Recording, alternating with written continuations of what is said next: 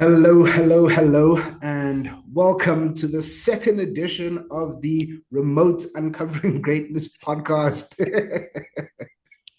We are COVIDing again, ladies and gentlemen. We're back in it. Today, I am joined by Nicole Mitchell. Nicole is the lead process at Uncovering Greatness, and what she helps you do is find out what you want, and she helps you get it. So for those of you who don't know who Nicole is and what Nicole does, and you haven't listened to the podcast, Nicole, how are you doing? I'm good, thank you, Sule. Why are we doing this remotely? Where are you? I'm currently in Zimbabwe. Hey, 2 weeks, three different countries, Zimbabwe, Namibia, and South Africa. We have done it. We have made Yes. it, people. Uh, So yeah, it's been a busy week. it's been like a busy 3 weeks, 3 weeks for you, actually, yeah? Because you were actually being the UGE setup for like, So yeah, we had the Ultimate Greatness Experience, the setup for that, then the Ultimate Greatness Experience, and then Barry and I went to Namibia. He's still in Namibia doing a 2-day program today, and I'm in Zimbabwe. oof, it's So busy. And you left me with the salespeople in South Africa. yep, Yeah. someone's got to fill the rooms. Nobody tells you about salespeople. So today I wanted to talk to you about the Ultimate Greatness Experience, the 5 day event that we didn't just finish, but we finished last week. And I wanted to talk to you about it from your perspective, because I feel like your perspective is way different to Barry's perspective. So Mhm. for you, what is like the one of the let's not one, but a few of the key things that you think about when it comes to an event like that? Yeah, so for me, it's about creating a safe space. And so when I look at the ultimate greatness experience, for me, it's the number one thing is creating a safe space for people to learn, to grow, and to deal with whatever comes up.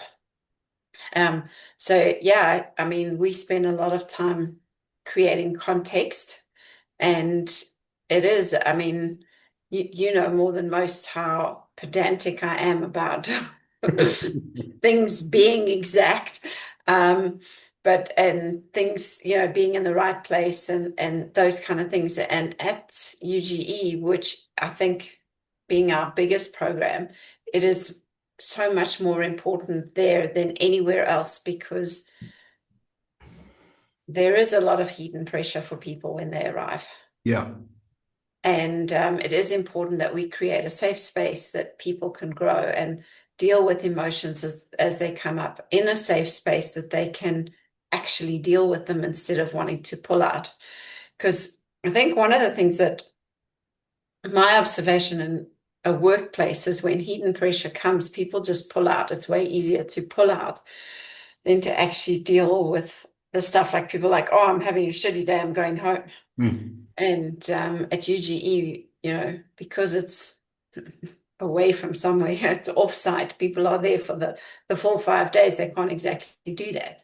So they have to push through the heat and pressure. So it's around creating a safe space for them to do that.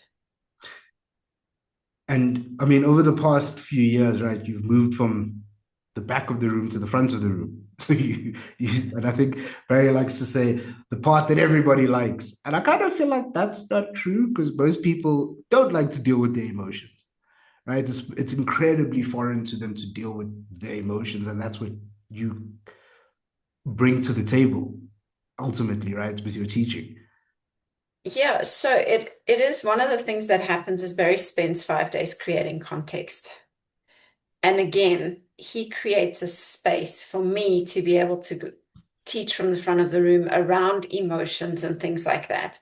So, if I just started talking about emotions like and randomly, like, without that Yeah. safe space and that context and, the time that Barry spent creating, and building up to my teaching, it would have very little effect. Mm. And so for me, it is very much around that again, context that's created by not just in the room, but also by Barry through his teaching that then allows me to teach something different that a lot of people don't often get exposed to.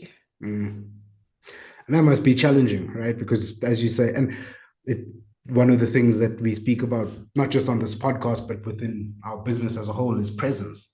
And you bring probably, I think it's like the first thing that you teach from your toolbox of skills is presence. And a lot of people are, it's a foreign concept to them, right? And like, how do you see that working in UGE as a 5 day with the context that Barry's built?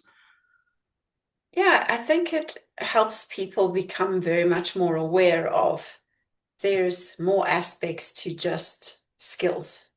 Um, and when we talk skills, it's the 57 bullet points. Yeah. Whereas when when we're talking presence, we're talking spiritual abilities, and we're helping people to connect to themselves.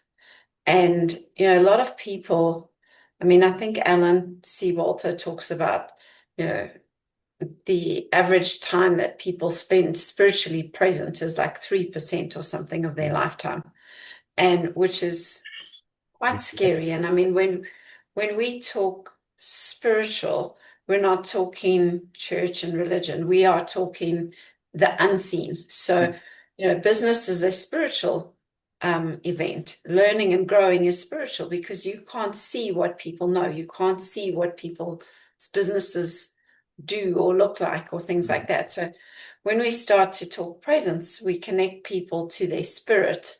And then suddenly you see people, like all sorts of things start to happen, which is pretty cool when people do connect to their spirit Yeah, and themselves. yeah, and that usually happens in like day one, right? Super easy, super cool people. No, like day 3. Usually, funny enough, it is usually like day three.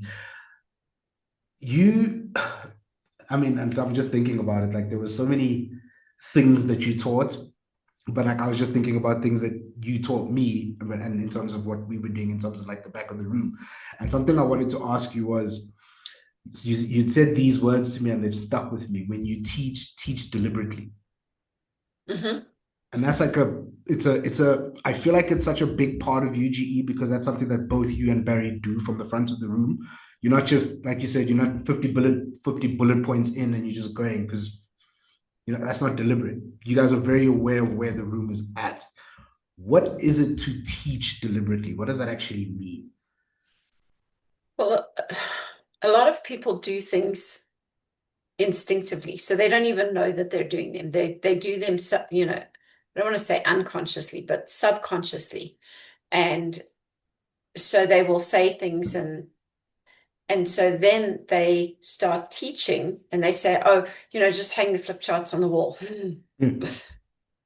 And if you don't teach people how to do it deliberately, so it's right, when you take the flip charts off the flip chart, you unscrew the little things, you take the cover off, you tear the paper off without tearing the paper, so that all the flip charts are the same length. Yeah. Then you put a press stick at the top of the paper and you put it on the wall and you make sure it's straight and you make sure it hangs down straight and those kind of things. And then you number the flip charts and whatever else it is. But most people won't go to that depth of an explanation. They'll just go, take the flip charts off the flip chart and put them on the wall. Yeah. Then they expect them to look the same. But they don't think about the deliberateness of you've got to unscrew the little screws and take the cover off, because now if you just were to tear it off without taking the cover off the flip charts then become different lengths. Yeah. And then it looks untidy on the wall. And then you have somebody that's sitting there, and if we use their bank code, they would be a blueprint and they'd be going, the flip charts are different lengths. They'd be going, they're looking, and the whole time something's irritating me. I don't know what it is, but I can't concentrate. And then people cannot learn because all their attention is tied up on the skew flip charts on the wall. And that's when we talk context is, are you creating a safe space where people can put all of their attention into learning? Mm. Whereas if the flip charts are skew or the tablecloth skew, people's attention goes there instead of investing into themselves. So yeah, it's something at UGE we are very deliberate with in teaching people how to do things. And I mean, I just look when we like teach people how to clap out the music and everybody wants to change the words and they want to, and then they get irritated that I'm saying, no, no, you do it exactly the same. And they're like, they want to add their own flavor and what have you. And I'm like, you can do that when you know it well. Yeah.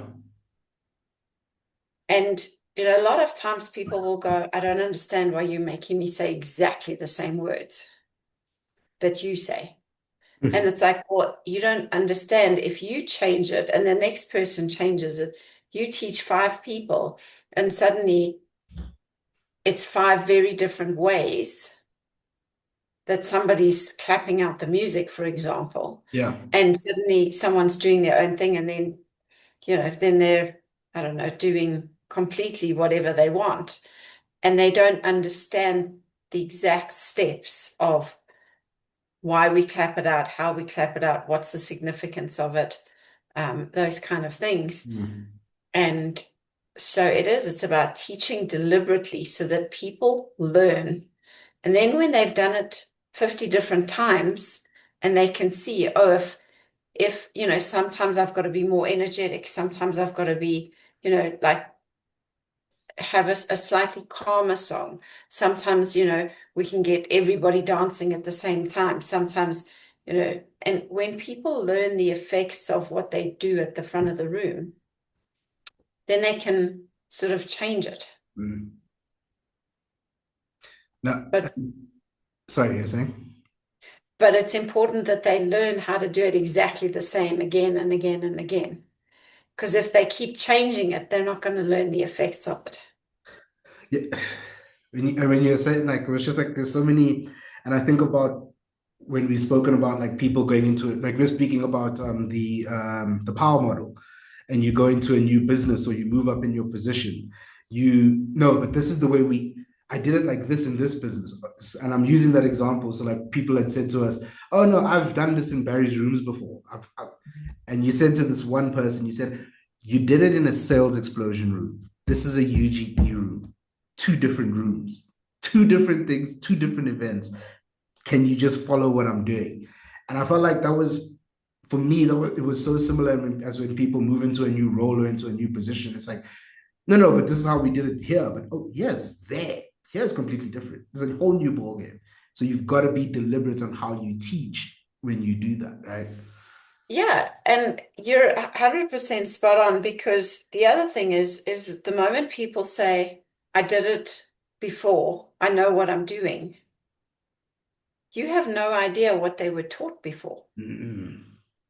Also very So true. when someone says, oh, Barry taught me how to do that, I'm like, well, I don't know what Barry taught you.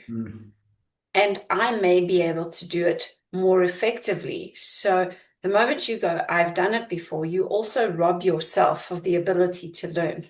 Yeah. And learn from someone different. True story. And yeah, so and it's not to make people wrong, because I appreciate the fact that they've, learned those skills. But it's important for them to go, okay, cool. I know you've done it before, but can I show you so that, because this is different. But the problem is that they did it once or twice in Barry's rooms and they haven't mastered it yet. Yeah. Very true. Yeah, yeah. It takes, I mean, I think that was also a lesson for me. I was like, I've been around for the longest time, and I actually still haven't mastered it either. I know it. I know how to do it. But when you ask me to teach it, yeah, I probably don't know it as well as I should know it. So I think you probably find you do know it really well, but Mm. it's all your own little voices that Okay. come up when you go to teach, Yeah. because the little voices that I have when I teach it or when I do it are very different to your little voices. And so often when we teach, we add our own significance to something. So we'll say, okay, so when you do that, don't, I mean, I'll use the example. when you do that, don't push the button at this time. Mhm. Make sure you push the button at this time. Yeah. Now, immediately what you do is you've just taken your little voice and your emotions and your stuff and you've dumped it on somebody else. Yep. Instead of going, push the button at X time. That's it. That's it. Because that's the instruction. Push the button at X time. Yeah. Don't push The no, yeah. instruction. Yeah. The instruction's not don't push the button here and don't push the button there and don't push the button there because, if you do that, you might make a fool of yourself and then Barry will. And so what happens is all of your stuff is running through this person's head and they're going, oh, now I can't remember. Did she say I must push the button here or there? Yeah, and where's the button? Now you've even forgotten where the button is. It's just complete utter chaos. Sorry, go ahead. No, carry on. No, because you brought it up, and I was like, that was also such a massive hit, was because we've never done it before, was the bank codes. Yes. That was such a fascinating thing to watch, and actually how excited people got about their bank codes, because it was almost like it was a window into themselves. They were like, oh man, I actually have that. And that was so fascinating. And even the way that how did you feel teaching that? Because that was like I said, we've never done it at a UGE before. So like, how did you feel actually teaching bank and having that reaction? So for me, it was really cool because you've got people in a room for 5 days. They're learning about themselves. They're understanding themselves. They're learning about their businesses, their behaviors, that kind of thing.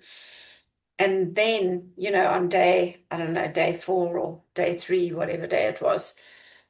So they've had pretty much 3 full days of learning and observing themselves and then teaching the bank codes. Suddenly they go, oh, wow, I do that. Yeah. And then people start sharing their codes with other people and they go, yeah, you do that. And they can now start to see because why? It's because the context is so tight in our rooms, people are able to observe each other and observe their behaviors as well as themselves. Yeah. And then go, okay, cool. And then then they have another 2 days to keep understanding and seeing, oh, that's why that person does that. Oh, that's why there's been conflict in our team because, I'm in action and I just want to go. And the blueprint's trying to, rules, guys. mitigate the risk and draw up all the rules. So, yeah, I mean, for me, it was really fun for people, and a fun way to learn about themselves and just to become more aware of who they are and why they do certain things. What were some of the things you learned in the 5 days? Let's call it 6 days because we got there we were there for 6 days. I think one of the most important things is what we discussed is teaching your team correctly. And it's something for me is that I expect everyone to do things the way I do them because I've done them like that for so long. And it's like, you've been around my rooms long enough, you should know. Yeah. But I haven't been deliberate around, you need to do this by this time. So, in terms of like certain little things like that happen, like, are they ready on time? Like there were things that should have been finished in the back end before we arrived. Yeah. And they weren't. And there were other things that should have been finished like on day 2, and they only got finished on day 4. And for me, I wasn't deliberate enough on the urgency of it on day 2. Like I didn't teach deliberately, like this has to be done by day 2. Yeah. Even though we don't need it until day 5, it needs to be done by day 2. And then, because then what happened on day 5 is everything kind of snowballed, and at the end, for us as the team, the delegates wouldn't have known any different, but us as the team were running around frantically trying to make sure everything got finished. House is on fire. Yes, there were flames coming out of my ears. I gotta give you this, though. I didn't tell you this. You handled that quite well. 5 years ago, it would have been bloodshed. But this time, even I was confused by like, no, I was like, no, she's quite calm. Like, this is okay. But and that's where you ask, what did I learn? Is because my realization is that I haven't been deliberate with my team. This has to be done. And I haven't, in terms of those, little things like, okay, when I'm doing something, come and stand beside me. Yeah. Okay, now I'm doing it. Okay, now I want you to do it. And I'm going to stand and watch you. And I'm going to give you feedback. Yeah. Whereas, I have not done that with my teams in terms of teaching them deliberately. And, it came out at UGE, but it was my lesson because it was, okay, cool. I can't blame anybody but myself because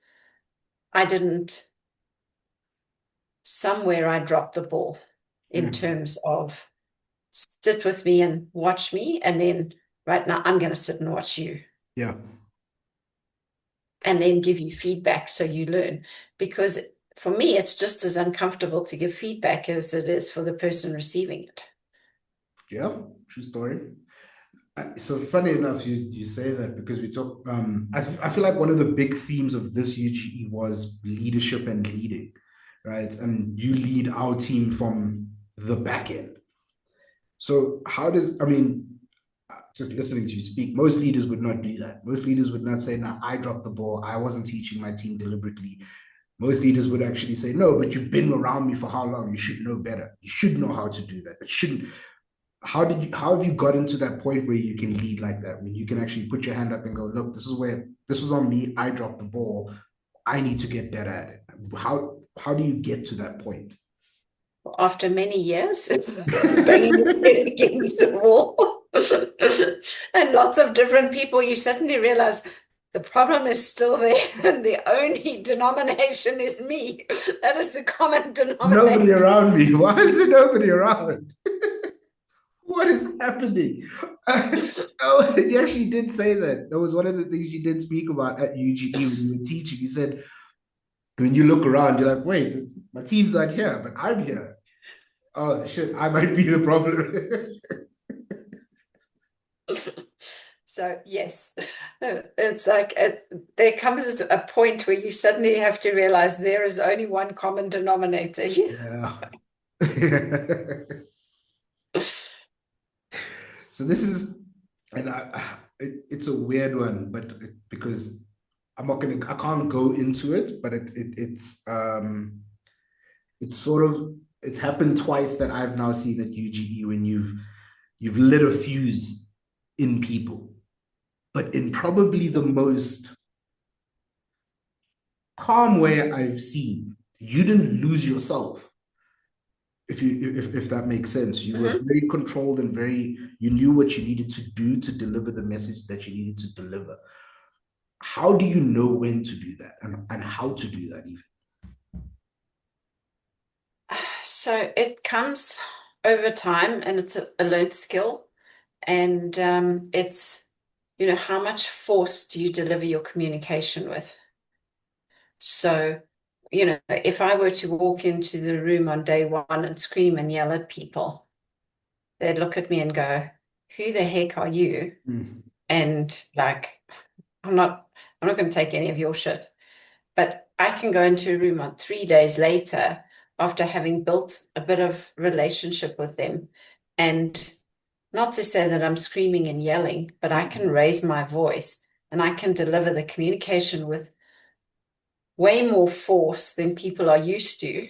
And then suddenly they take a step back and go, oh shit.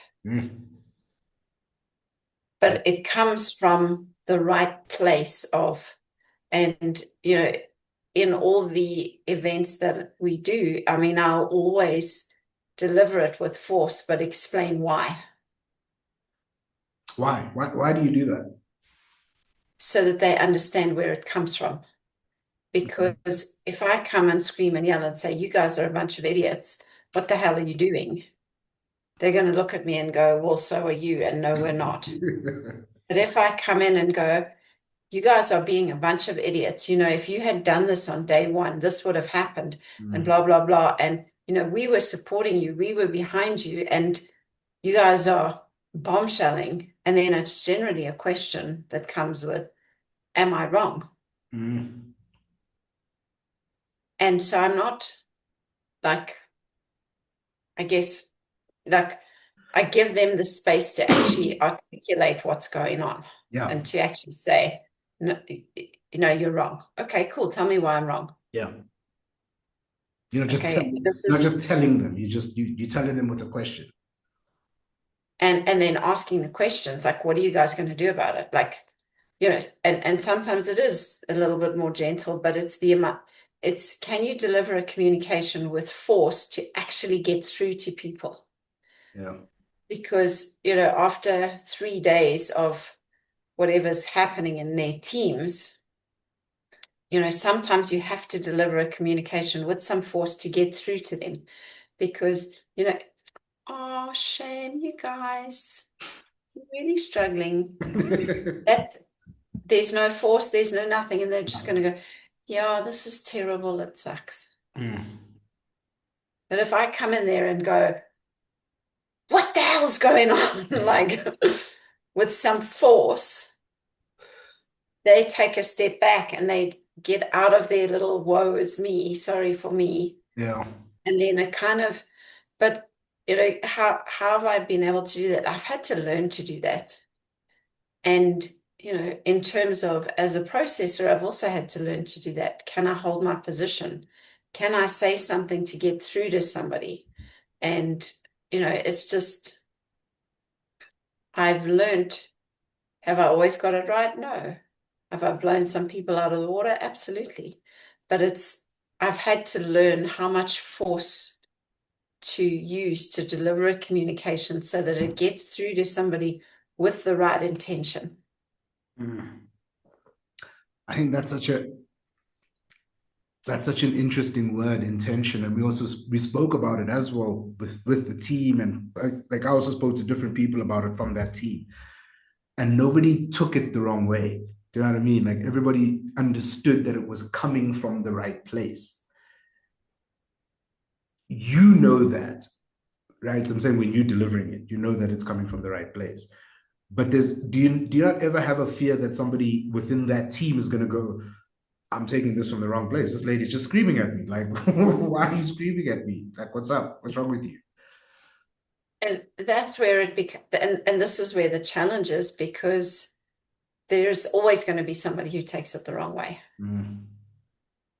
There's always going to be somebody who walks away and goes, how dare you? Yeah. Like, I didn't come here to be spoken to like that.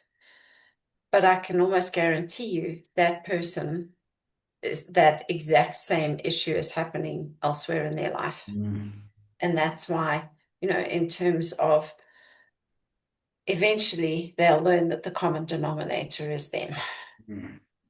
It just sometimes you have to bash your head against the wall many times.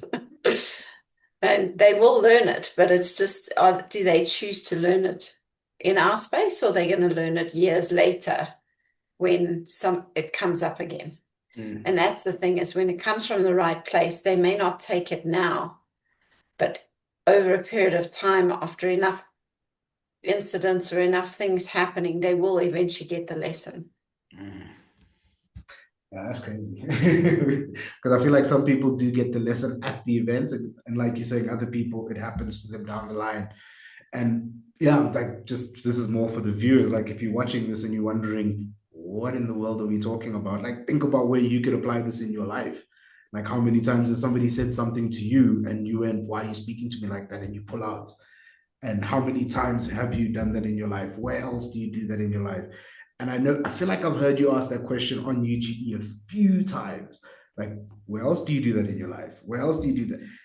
And it's a simple question, but it's so powerful. Like, and I remember somebody, one of the delegates said it to me. It's like, yo, Nicole will dig deep into your soul. And I didn't have a response because I was like, oh, okay, that's powerful. But, when you ask where else does that happen, people will suddenly go, no, and you go, okay, maybe it's not happening elsewhere. And then you watch the cogs turning, and then they start to go, ooh, and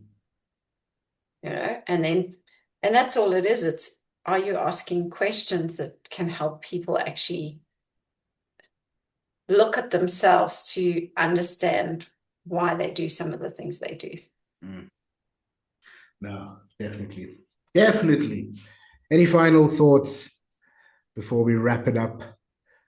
Yeah, I think the biggest thing is there's always space to grow and there's always space to learn. And even the people that are teaching are always learning. And that for me is, if you're not learning, there's something wrong.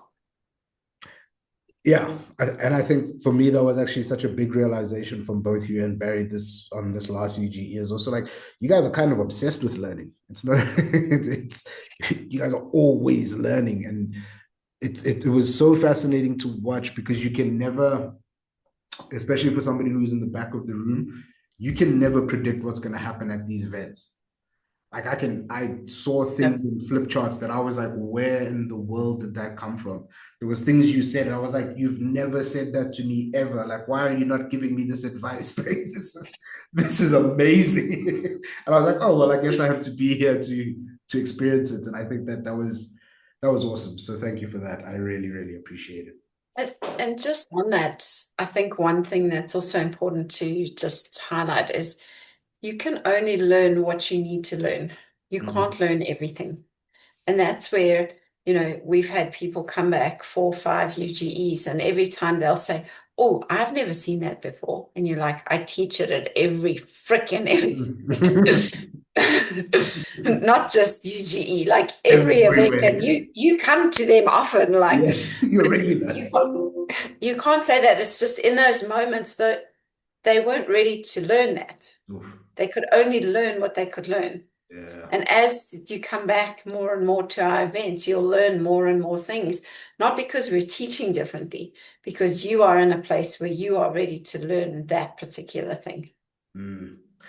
But I'm not disagreeing, but I actually do think that both you and Barry are teaching at a way higher level right now. Like just a insane, the stuff that's coming out is just like, whoa, I wasn't ready for that. Let me just take a step outside and go grab some coffee or something because I feel like you're talking directly to me there.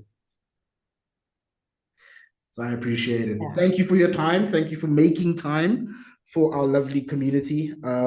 Guys, if you enjoyed this episode, if this is your first episode, welcome, welcome, welcome. We don't always do this. This is a once in a blue moon type of situation, but it's, as Barry said on our podcast, it's on our to-dos, so we had to make a way to do it. No excuses. Find a way to get it done. We have to find a way to get it done. No excuses. So here we are. If this is your first time, thank you for watching. We hope you found value. Please leave a comment and subscribe if you did find value. Or you are irregular, leave us a comment. Let us know what you thought of today's episode. But thank you guys so much for watching wherever you are in the world. Thank you, Nicole, for joining us. And we will see you guys live together next time on the Uncovering Greatness podcast. See you next week. Bye.